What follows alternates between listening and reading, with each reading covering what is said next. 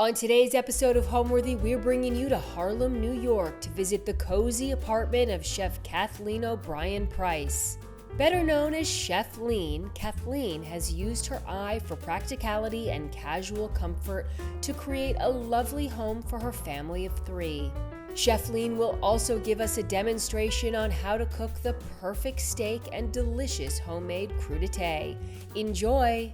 You're watching Homeworthy, where we believe every home has a story. To shop items inspired by this and other Homeworthy episodes, be sure to check out the product links below for amazing furniture, accessories, and more.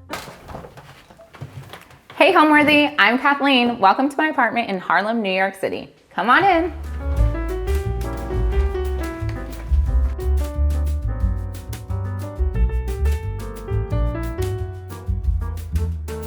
Hi, I'm Kathleen O'Brien Price, Coy, and I am a chef entrepreneur and I live in Harlem, New York City.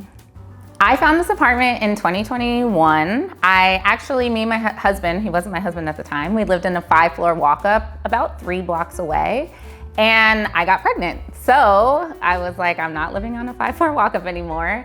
And so we started the great apartment hunt in New York City. We moved in January. The moment I stepped into this apartment, I was like, oh my gosh, we're living here. Like, I knew that we were gonna live here. This has happened almost with like every single apartment I've ever lived in. As soon as I get to the door, I just have this feeling like I'm gonna live here. But what really cemented it for me was when I walked down a hall in New York City, like, oh my gosh. And then I saw this like amazing view, right? Like, I was looking directly out at Central Park. As someone who moved to New York City and lived on a couch, and like now thinking I could actually live in a place that is literally across the street from Central Park, it was such a dream come true. I just had to convince my husband that this was the right apartment for us. The other huge factor in this apartment was not just the location, but it has the most amazing kitchen. And as a chef, that was super, super important to me. And it's truly a rare find, our kitchen here in New York City. All right, welcome to my kitchen. This was the main selling point of the apartment when I first came in. But funny story about this kitchen island, like, look, it's like literally bigger than me. It's amazing. The neighbor downstairs, because their apartments are not renovated, he's been here like, I don't know, since 1970. He was like, oh, you have one of these newer apartments with that big table in the middle. And I was like, yeah, an island, like that's the reason I wanted this apartment. So this is really amazing for entertaining, cooking. Anytime I like cook out of home for events and things, like this is just like half center of our home here. The kitchen is just like super amazing. Like, we have all these like cabinets, like they go all the way up. I love that I was able to bring my grandmother's glasses. Like, when I was a kid, I thought those are very, very fancy, and I'm very honored to have them here. I know like this is filming, but I generally do like to keep my counters very, very clear. I do not own an air fryer or any other like random kitchen gadget. Like, as a chef, I actually think those things are unnecessary, but also they just like don't look nice on the counter. I have all my like usual spices that I go to here. And then like my spices are right here by my stove, which I really like. They're I guess I could have organized these a little better.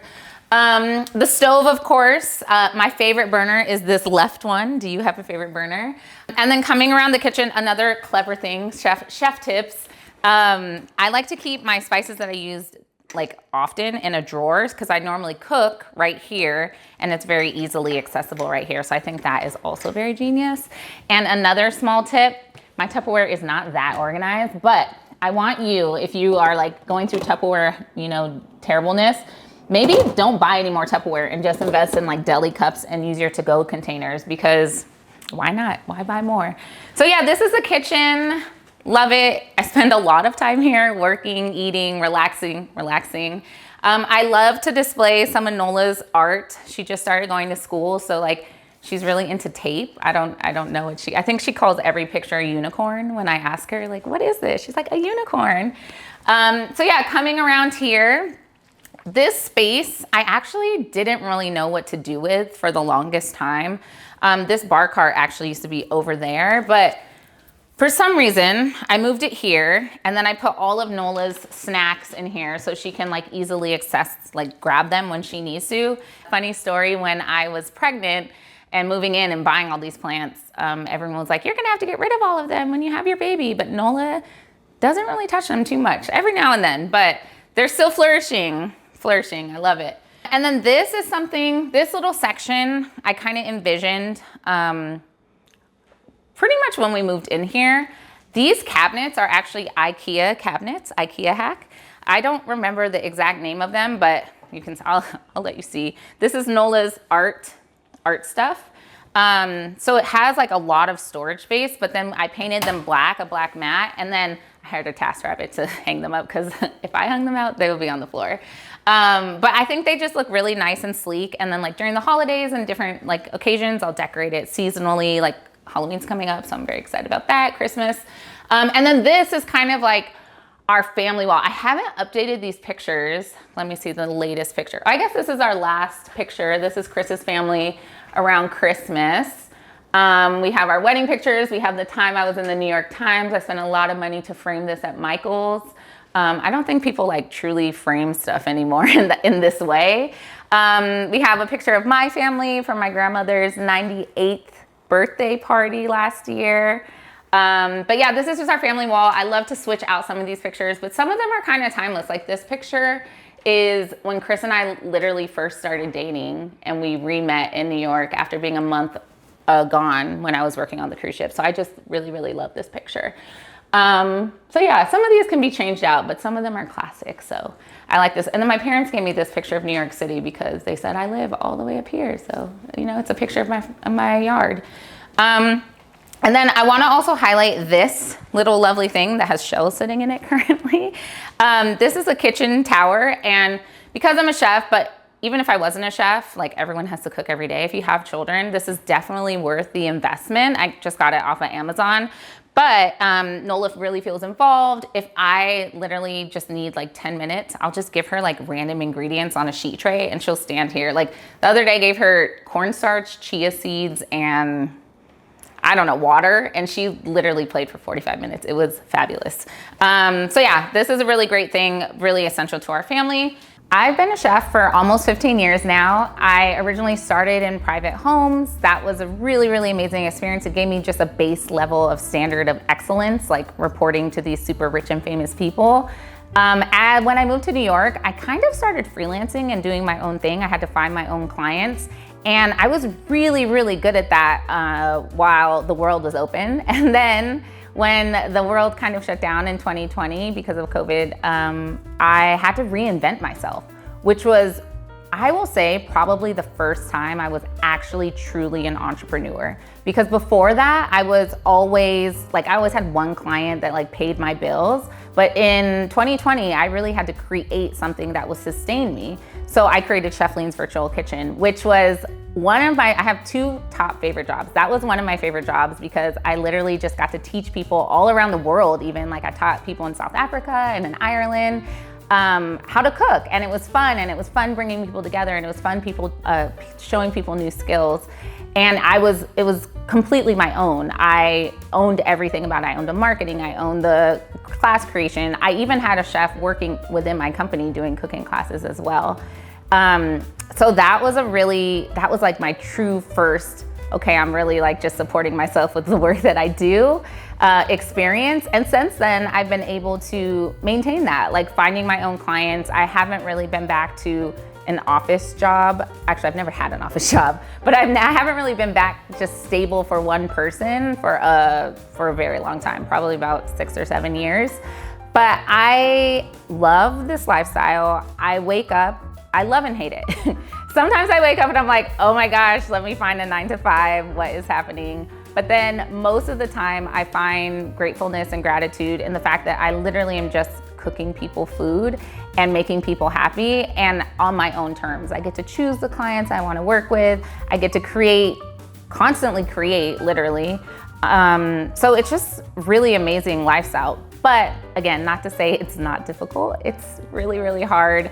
But I do feel like it's my true purpose to gather people together surrounding food. And I'm really, really excited about my next venture, starting this family social club called Kinhaven House, because it's gonna combine all of my talents and all of the pain points that I've had as a parent and really just expand into something globally that I think will be my legacy on this earth.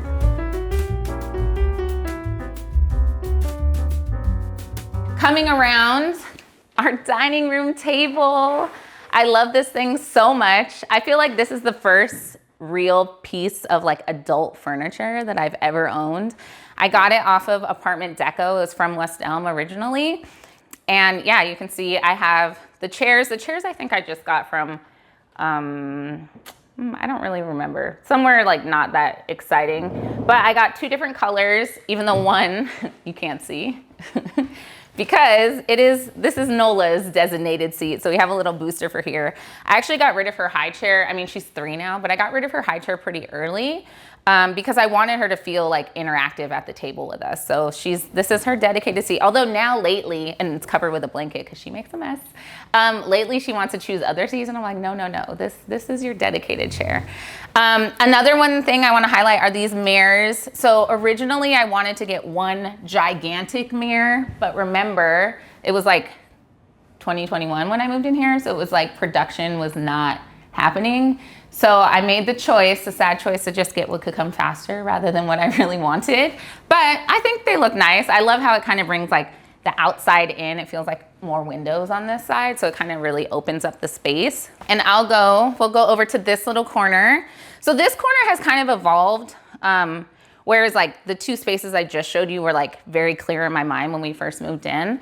This corner has really evolved since Nola has been born. I actually just got this new bench. We used to have like a more ugly thing. And I got this from Home Goods, my favorite store. I used to go to Home Goods a lot when I was pregnant. And I thought this was really clever because I found these boxes that fit under here. And this is actually more storage for toys, dress-up clothes. So when Nola wants to play with them, she takes them out. When we want to put them away, they go away. I got these pillowcases from Amazon. I thought they kind of just went with like the sort of modern, casual kind of feel. I got this chair. Nola loves it. Sometimes I'll bring it over to the dining or the like coffee table from Home Goods.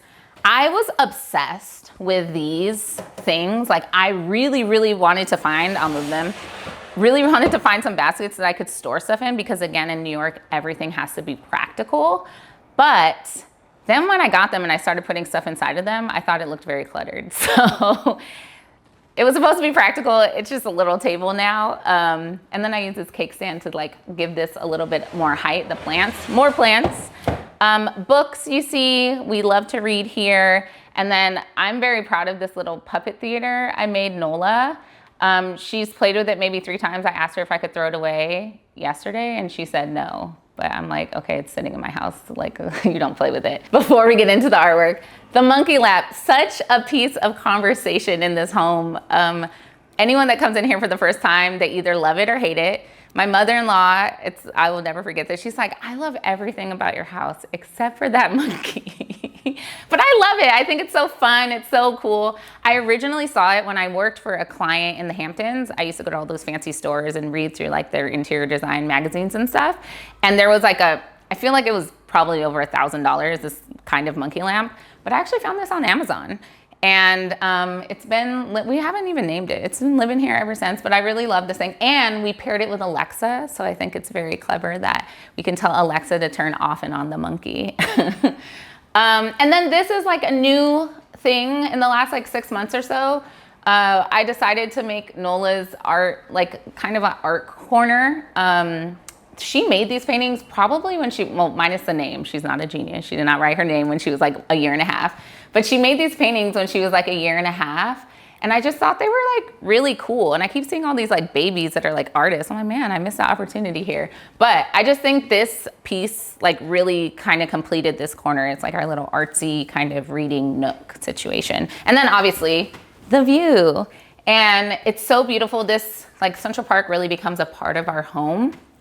It like, you know, with the seasons changing, like now you can see the ginkgo trees turning yellow and orange. It's been beautiful green all summer. And then winter, it gets like very barren. But what's really nice about winter is we get really good sun, which I'll come over to my favorite spot on the couch in the winter. This little area, like literally laying here in the winter with the sun just like laying on you. It's like the best. And I had the best pregnant naps in this corner. Speaking of this couch, when Chris and I first moved in together, we had his bachelor couch that was like a big leather clunky thing. It was functional. But a year right before we moved here, we decided that it was time to upgrade. So we got this from, I don't actually remember, it was a long time ago now. But it's been pretty sturdy. I like that it's modern. I like that it's sleek, but it's still pretty comfortable. And then I just added like these extra pillows. I am good. So I have an obsession with wanting to buy pillows. I would say buying pillows because I don't buy them because I'm like, why am I paying $30 for this pillow? But something that has kind of like quenched my thirst or like need for new design is buying pillows that you can like, or pillowcases that you can unzip. So like if and when I decide to change, I can just change out this pillow. And I think this pillow, wait, this is wild. I haven't opened this in a while. I think this pillow is literally from like when I lived in California. That is crazy. But like, the cactuses are no longer in. So, you know, we had to upgrade it with the little leather situation, pleather situation. So yeah, this artwork up here, I actually made myself. Chris, it was another one of my projects that Chris was like, I don't know if that's gonna work. And then when it got hung up on the wall, he was like, well, I see your vision. And then more plants, of course, and more books. We always want to encourage reading. And then we have obviously lots of space for Nola's toys, but as you can see, they're kind of like tucked away. This is another one of the first pieces I bought when we moved into the house. It also came from Apartment Deco. And I thought that it was such an interesting, like unique piece, and also like was like perfect for this house because of the way the kitchen is like so gray, and then it had this like nice wood to complement it. I really felt like it kind of tied all the things together. I like to keep our family photos here, and then just some decorative things. Again, the fresh flowers. This candle is just for you because a 3-year-old and a candle on a coffee table is not a thing. Oh, but this is another one of our more expensive pieces in the home. I think I like convinced my mom to buy me this because I was pregnant. So I was like, hey mom, everything I need. But this was really, actually I can show you guys. This is another piece that I was like, oh, it's storage also. It's probably gross in here, but I thought this was like super clever. So we can like hold blankets and games and stuff like that. Because again, in New York City, space is a thing and you have to be always aware of it. Before we leave the living room, oh, the rug, I got from Burlington Coat Factory, actually pretty recently. I wanted something to kind of warm it up. Without the rug, it feels a little bit cold, especially with like the fall coming. But yeah, before we leave, I want to point out my husband's favorite things. I would be remiss if I did not, because this is like the #1 thing we bought when we first moved in. It was the one thing he owned, this gigantic TV, because, you know, he has to watch his football. And when we were in Best Buy, I was like, this TV is so big, like it's kind of ridiculous, but I really appreciate this TV now. So I'm glad that he took it upon himself to go. And we actually got a really good deal on it. It was like one of the already opened box ones. So it was like not that expensive for the size that is. But I do think like literally this is the size it needed to be because this wall is like gigantic, right? Karaoke machine we like to display because we like to have karaoke nights. Some friends actually gave Chris this. And then also, like I was saying, this piece of furniture, not only is it really nice design, it has so much storage. So it has like storage on both sides. It has these things full of Nola's toys. And then it also has some storage like around the corner. It's like a really awesome piece. And then this little corner, this ladder will always be near and dear to me because it's, again, one of the first things I bought when I was like thinking of the design of how I wanted the space to feel. And one of my friends, when she came over for our baby shower, she was like, I love the ladder. It's so New York. You know, you're tying in the fire escape with the ladder. I was like, I didn't really think about it that deeply, but okay, cool, great. And this blanket came from one of my my very first private client in New York City that I worked for 10 years and became like actually like good friends with them and their children. So this blanket also has like some sentimental value to me because literally like that's how I survived. And they taught me so much about myself and working and just like being in the city. So I really love this blanket. And then this picture Chris gave to me for Valentine's Day. One of his friends actually painted it for us. I have to point this out because I got it on Facebook Marketplace and it was like $80. And if you buy it at Pottery Barn, it's like $500. So I feel very, very proud of this find. And if you know anything about Facebook Marketplace, it's not as easy as apartment deco. You have to like really be on and messaging and like, please give it to me. It was a little bit broken, but my dad, shout out to my dad, every time he comes in from California, I have a list of things for him to fix, and he actually fixed this part last time he was here. So this is our living room, our general family space. This is probably where we spent the most amount of time, and it just feels so, I just love the energy in here. It's amazing. I'm originally from California, and when I first moved to New York, I thought I wanted to live in Brooklyn. Fort Greene specifically, I just really love the vibe, the like shops and all the things. But when I moved here, I realized how expensive rent was. So I ended up on my best friend's couch. And then from there, I had 3 roommates and I only paid $500 rent for like 5 years. That was amazing. But that really cemented me loving Harlem, living in Harlem.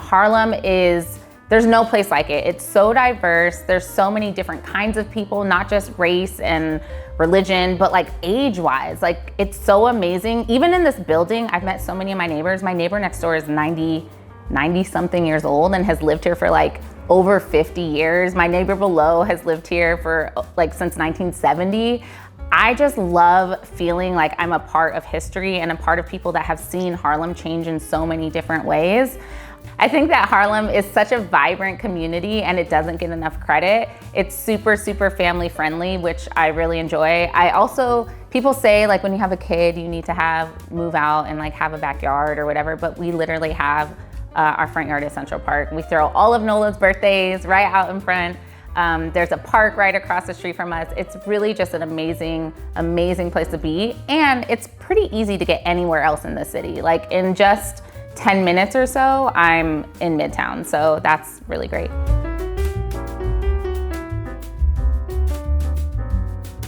All right, so welcome to my fabulous hallway.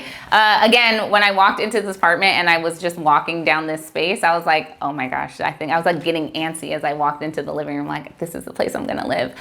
Another one of the very first things I did when we moved in here was, well, actually I guess it was, because we got married before we moved in here. I created this kind of like wedding wall for Chris and I. We got married in November 2020, so it was a very small wedding. Just like our immediate families and our 2 best friends in California. It was like perfect lighting. And so I created a poster basically with our vows on each side. So when marriage, as inevitably it will get hard, we can always reflect back and like remember on that day and like remember what was like really important and brought us together in the first place. So this is our little wedding ode to us, I guess you could say. And I guess we can go into my room next. So welcome to my bedroom, or our bedroom. I just decorated, so I call it mine. Ever since I was a little kid, I always wanted a jungle room. I envisioned like, as a kid, I wanted like astroturf and like all these trees and plants and like low-key a river or a pond running through.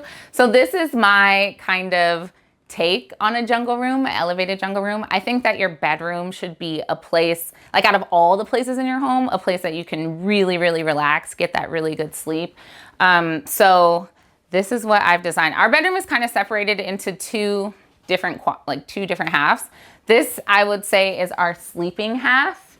And so the green curtains, velvet curtains, back in our old house, we had like a corner apartment. And for some reason, I wanted green velvet curtains. And so when we moved here, I just reused the same curtains that we had. And I found this wallpaper on Amazon because the jungle theme was deep in my mind still. And I think that the curtains and the wallpaper really go well together. And then I also found this green duvet.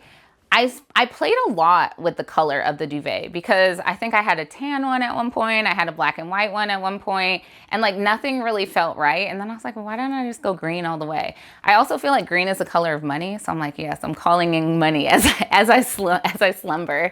And then I try to keep it as simple, again, as practical, but as simple as possible, because this is just the area that we sleep, the area that we want to like relax in. I found these, again, remember my favorite place at Home Goods. I found these, I was like, yes, this kind of goes with my like tropical kind of jungle theme. This I think is my favorite like spot in the room, because you kind of see like, you see the plants, you see that there's a mirror. You can see this sign, Better Together, is from our wedding. And you just kind of like really feel the whole room in this space. I get ready here. I have all like my makeup and stuff unorganized, don't look, in this drawer. And this dresser came, it was actually for Nola when it was her changing table. It came from IKEA. We just switched out the knobs. And then when she got old enough to like not be changed anymore, I was like, what should we do with this? Because we had something else here before that wasn't quite as functional. And though I wasn't really like keen on the white color, I realized like having like this drawer is empty. That's crazy. Like I need to find some stuff to put in here. Having the 3 gigantic drawers is like super helpful, just generally for like storage space in New York City. Our laundry is cleverly hid over here. And then this lovely feline energy, that when I brought home, Chris was like, what are you doing? It just spoke to me. I found it at Burlington Coat Factory, and I just feel like it's something that could look cheap, but in here it does not. I hope you agree with me. I don't know. And then again, just lots and lots of plants, lots of greenery. This Monstera plant is one of the first plants I bought when we moved into this house, and it was just one pot, and it's grown into these 2. And it seems to like this environment, which is most of the time it's very dark in here. And then we just have some more storage space. This it's kind of weird because this furniture wasn't actually bought for this space. The only thing in this like sleeping space that was bought like intentionally for this space was that nightstand over there. Everything else is just like, we had it, like let me figure out a place to put it in and make it work. And I think that it really, really turned out nice. I guess the other thing, like the elephant in the room that I didn't address, my walls are black. What a bold choice, right? I had been wanting to paint this room or this section of the room for a very long time.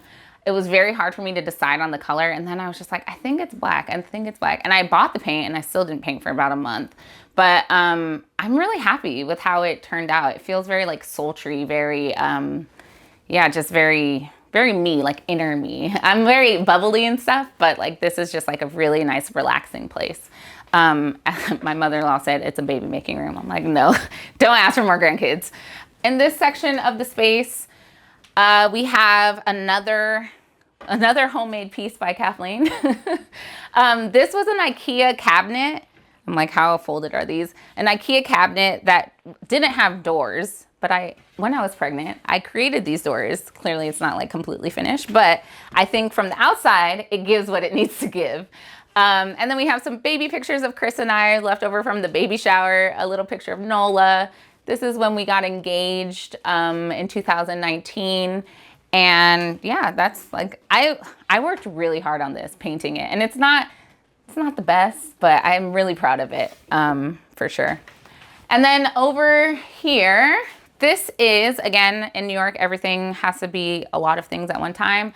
So this space functions as my desk sometimes.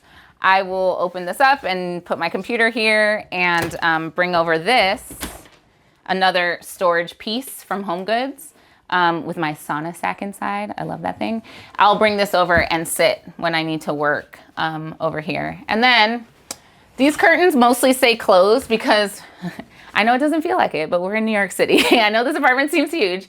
Our neighbors are literally a stone's throw away. So these curtains often remain closed. I want people to feel welcome when they walk in my house. I don't try to get materials and things that are, like everything in my house is practical, especially living in New York City. Like in between the washing machine is a container to hold more things. Under all of our beds is storage. I was laughing this morning because I'm like, I literally sleep on top of Christmas decorations. I'm in the Christmas spirit all year round.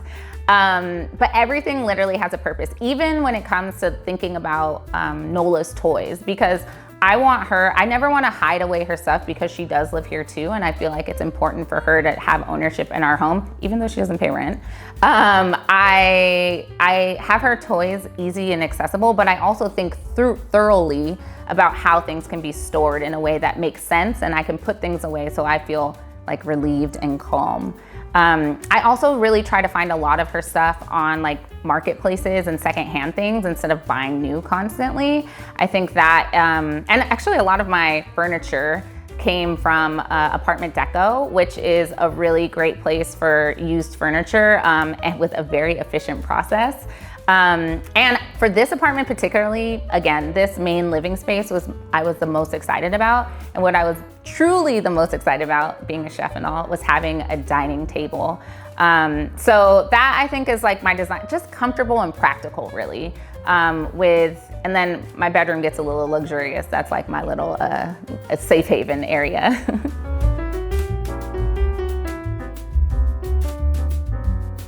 Welcome to Nola's room. This is recently been updated because Nola is a big girl now. Every day she wakes up and wants to be bigger. So I had to make her a room to match. I will start here on this very vibrant pink wall. This color low-key reminds me of Pepto-Bismol, but I allowed Nola to choose it. The sign of her name, Nola Christiana, her grandmother Mimi gave her. And then these mirrors, fun fact, I think these are another HomeGood or TJ Maxx find from when I lived in California. So these have come all the way from California with me, and now they live in Nola's room. When Nola was a baby, my sister helped me design the room, and one of the things that she found was this really cool map on Etsy. And I really loved this map and like what it represents, because as a kid, you want them to be like aware of the world. And I knew I didn't want it to be like so girly, but now clearly she's choosing extra pink.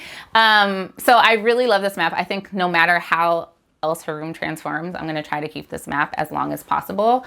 My parents let me always choose what I wanted, so I think it's really important for her to choose what she wants, within reason, of course. So hopefully she likes this map, and as she gets older, we can talk about it a little bit more. This bookshelf here was a secondhand street find, something that I was like, Chris, we need to pick this up from the street right now. It works really well in here. We have lots and lots of books, but we also have her hair supplies. We have like a little area for like just other things she might need. Here, I kind of designed all these little knickknacks. So these we had in her original design room. I thought it was really cute to have like these little pictures that she could interact with. One of me and Chris being in love, and one of her as a little baby in my tummy. And sometimes when she travels like without us, she'll take those with her, and they like are like a piece of home for her. This moon lamp I just recently found. I think it's so cool. It reflects all these little lights on the stars, because you know she's the age where she's starting to be afraid of the dark. Practical things like humidifier, sound machine. Another little light, this light, I don't think it's charged, but it's a little cat lamp. I got this on Amazon when she first started being afraid of the dark, because it was like a little cat she could sleep with, but then it was actually too distracting, so we had to take it away. That's why it doesn't have battery now.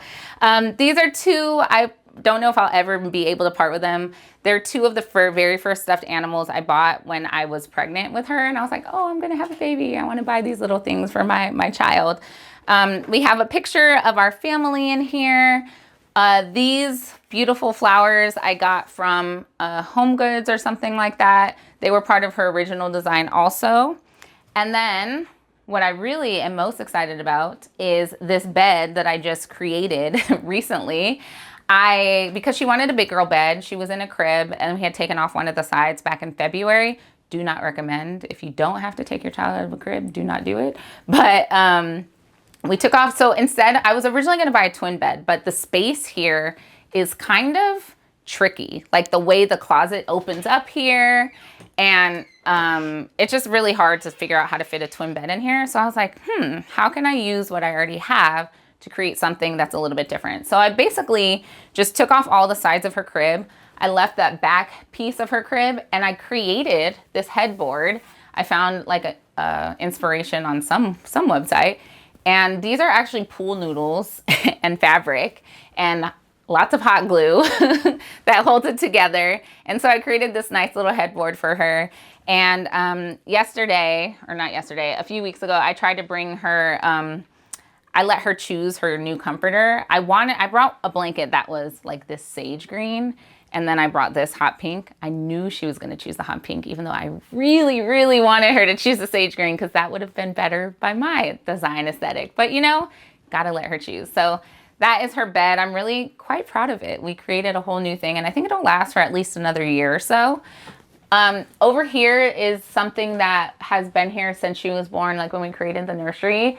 This is her family wall, all of her most important people in her life, her grandmothers, great-grandmothers, cousins, all my best friends, the Harlem Honeys, my parents, like everyone that is like immediate to her is here. And I think her chair actually used to be over here. So when we'd sit and read to her, we could also like talk about all these people and like make sure that they were, you know, present in her mind. And then, I mean, that's pretty much it. I just have to point out this huge stack of stuffed animals that she will not let go of one, even though she plays with none of them. Oh, also I can show you, you're probably like, where are her clothes? Her clothes live in here. I got this from the Container Store, and I'm surprised by how much stuff it actually holds. Like this is literally her whole wardrobe here, minus like a few coats and dresses. This was a really good buy in terms of organization. And you know, like those moments you just have wins, like, yes, that was a great, great choice. Really happy with this. And then you can see we have some even more storage over here that we can close away. And then these I found, they're so cute, the little butterfly clips. So her room is giving, if I had to give it a name, like whimsical. It's leaning unicorn, it's leaning pink unicorn, but it's giving like floral, whimsical, again, like sort of leaning into the nature vibes with the flowers and the butterflies and things like that. And she really loves it. That's what's important.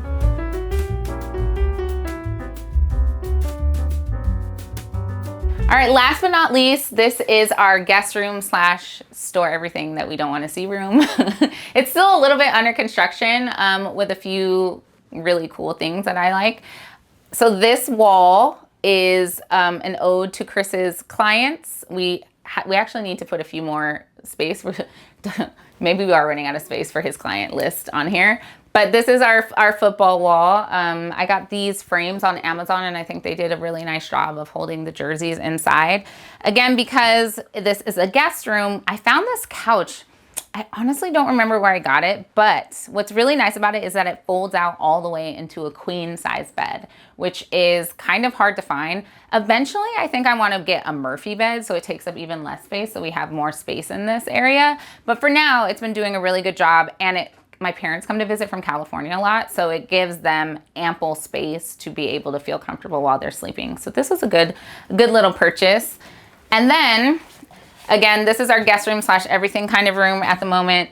So I found this, another secondhand kind of situation on like a marketplace or something. And because space is an issue in here, this actually folds up and folds out. So Chris and I can use this as an office also. And normally when you're not here, this is just open and covered in tons and tons of stuff. But it's nice to be able to like put it away, especially, you know, if guests and stuff are in town. And then I got these, I have one in my room. I got these lamps on Amazon. I think they're super cool. They have 3 different settings, although they have turned off and on before. I'm like, is there a ghost in my house? But I think they just look like really nice. And then again, what is a room without a TV? We have one more TV in here. I just recently tried this like TikTok trick where you put the wishy-washy tape on here. And then you can like make it look like a picture frame if you want. Like you can put a piece of digital art in there, and then it shows up as an art piece. So yeah, this room is, we have a closet, but I'm not opening it because I literally put everything in there. And let's show you the floating bookshelf. So we had these in our old house. I think these are so cool. Yeah, I just think they're like witchcraft, right? It just looks cool to have your books hanging up there like that. And then of course more storage. Everything is storage. Everything is storage because you just need places to put stuff. But yeah, this is a nice simple room. I am gonna paint it or wallpaper it at some point, but for now it's functioning, so that's great.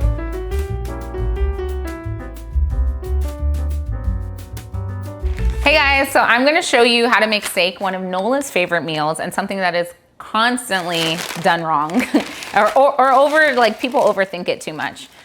So when you're cooking steak, you really only need 2 things, salt and heat, and a really good quality steak. Okay, so 3 things.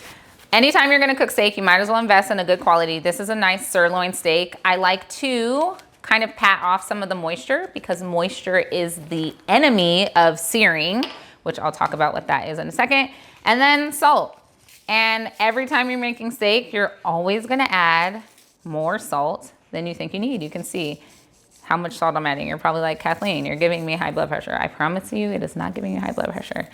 You wanna create a nice salted crust on here. And then I also wanna turn on the stove because the second element of this is heat. And I'm just using kosher salt. Kosher salt is nice and granular. You can see, you can really feel it with your hands. I like it because you can know how much you're putting on. Very rarely, I never say never, I never use iodized salt. I realized that I scarred Chris so badly that he like refuses to use iodized salt now, but I just like the way kosher or sea salt works well here too. Now, steak is something that we think that we want to make and then eat right away, you know, and that's great. What I love about sirloin steak, especially for meal prep, is you can make a whole steak like this and use it in several different ways after. So you can eat it the first night, your steak and potatoes, your meal, whatever you're gonna eat that night, but then you can slice it thinly and use it in wraps or salads or sandwiches and stuff like that. A lot of us also need to wrap our minds around how much steak or red meat we should be eating. There is no reason this steak should not be able to feed 4 people twice, the way that you're cutting it. And I'll show you that at the end. This steak is also not even just great for meal prep, but it's also a great steak for entertaining a crowd because you can literally, I'm gonna show you, you'll slice it on up and you can feed about 20 people if you're doing like a heavy appetizer situation. All right, so let's go over to the stove. My heat is on. Again, you want your pan super, super, super hot. I have my oven preheating because I'm gonna put my steak into the oven to finish cooking. I'm gonna add a little bit of olive oil. Now, if you really want it to be official, you should use canola oil because canola is a higher heat oil. So you're gonna get a little bit better of a sear. Although the health benefits of olive oil versus canola are, you know, a little bit different. I literally just always keep olive oil here. So most of the time I'm not going to dig around and find the canola oil somewhere else. But yeah, this is the part that's hard for people when it comes to cooking, is just waiting. Like we always think we have to be doing something. No, you don't. This is a time like you could check your phone, read an email, do something else, just sit and meditate, you know, just sit in stillness. Because you do want this pan to be very, very hot, which I think now it is. I'm gonna bring the steak over. This is literally how I cook. I just like dangerously walk the line. And I'm gonna stick it in the pan. When you put it in, you wanna be careful that you're not gonna have to move it too much after. So I wanted to make sure, and you see all that steam and smoke. I used to say that if your smoke alarm doesn't go off, you're not cooking your steak right, but I took out the smoke alarm in my house. Don't tell anyone that. And I would turn on the fan normally, but it's fine. You can see, one of the things I'm not that proud of in this apartment is how much I cook. You can see this like grease stain up here. I need to like climb up there with the, what is that thing? A Mr. Clean scrubber. Haven't found the time to do that yet. But yeah, so now I'm gonna just kind of, this is a little bit dangerous because the oil could splatter. I have arms of steel from doing this for over 15 years. Just kind of, again, take off some of that moisture and then come back with my salt. And this time, look, I'm even more dangerous. I'm just gonna pour it on. But again, that nice kind of thick layer of salt.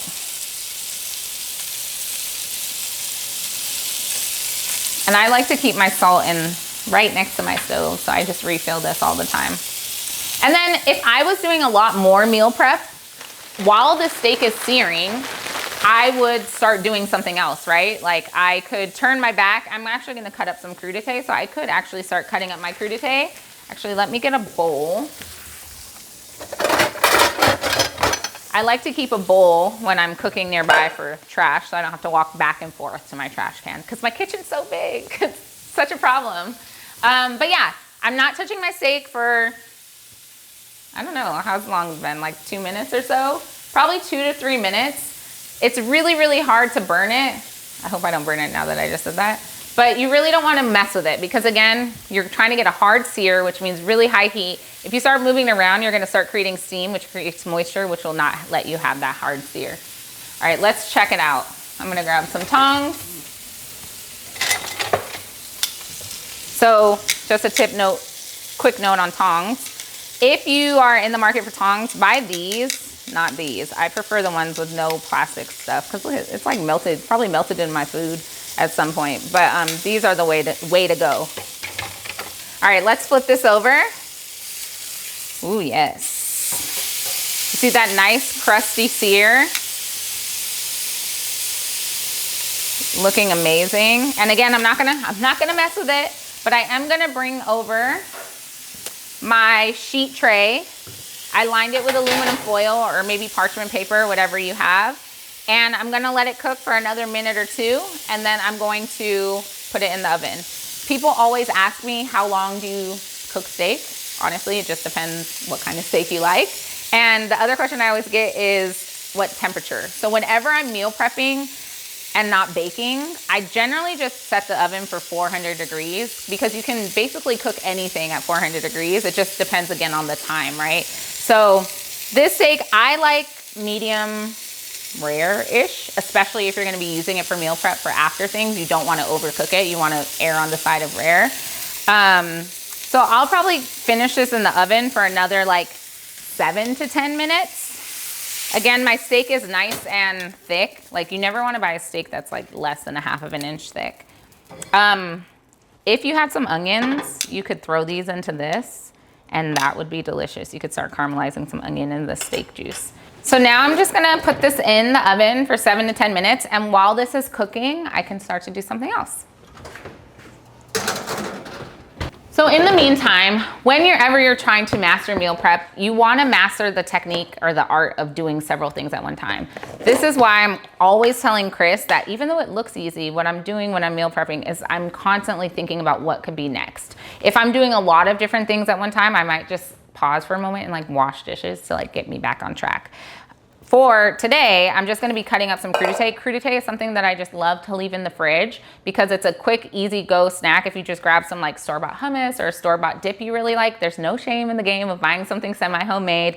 And just having some like bell peppers and carrots can really, you know, help you have better eating habits, because if it's already cut up and in your fridge, you have less excuse to eat something bad for you.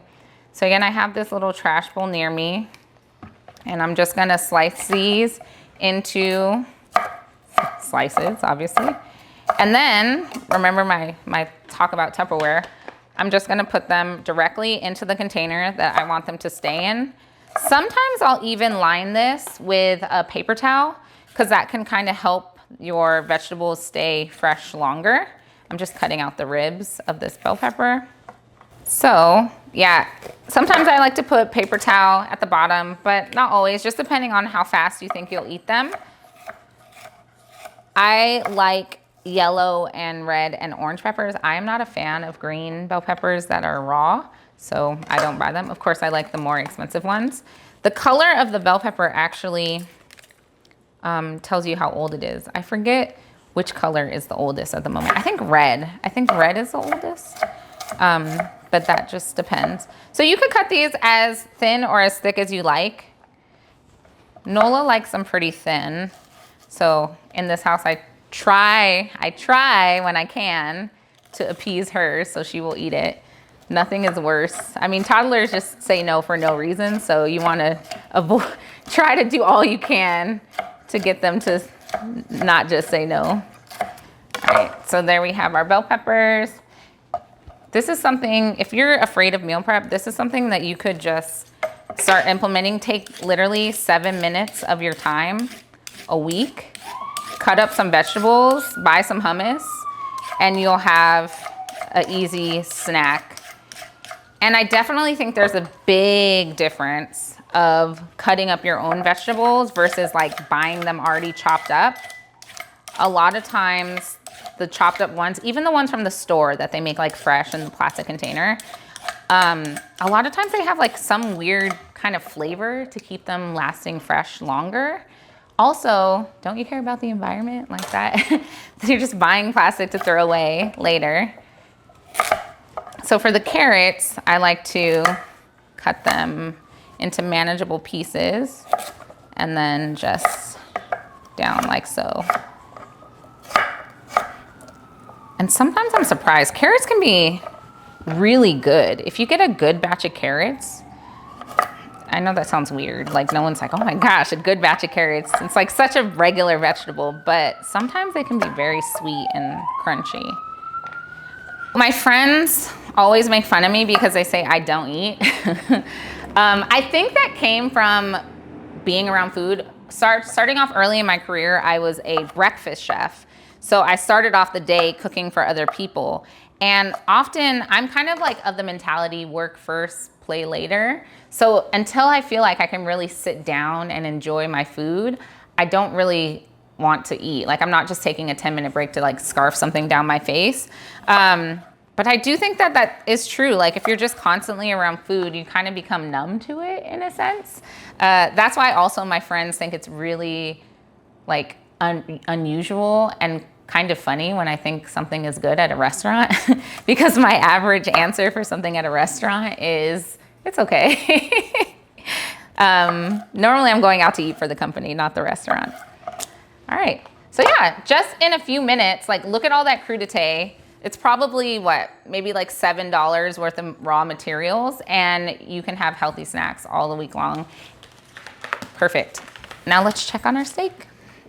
New York is super expensive to live in, as my husband reminds me every other day, but I find that meal prepping really helps us survive on a day-to-day basis. I actually teach a meal prep course because I've learned so many tips and tricks from all my years of cooking for so many different families.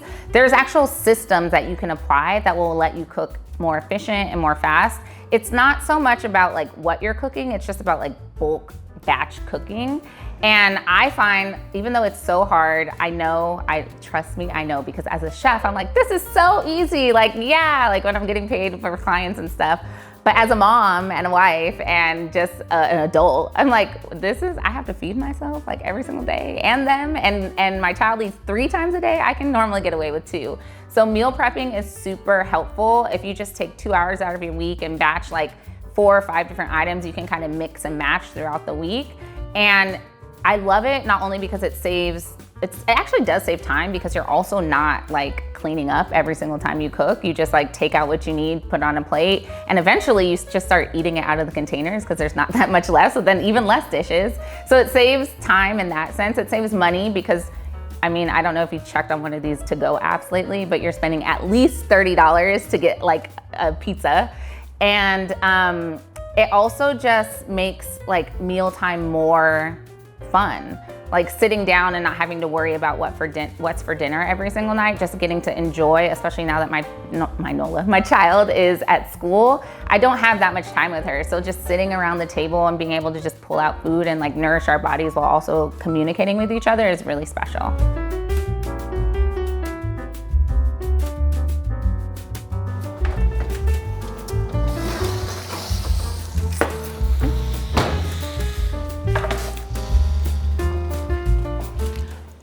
So here's our steak that's been cooking for about 8 minutes. It's always very exciting to see if you got the right temperature when you slice it in. We let it rest for about 7 minutes also.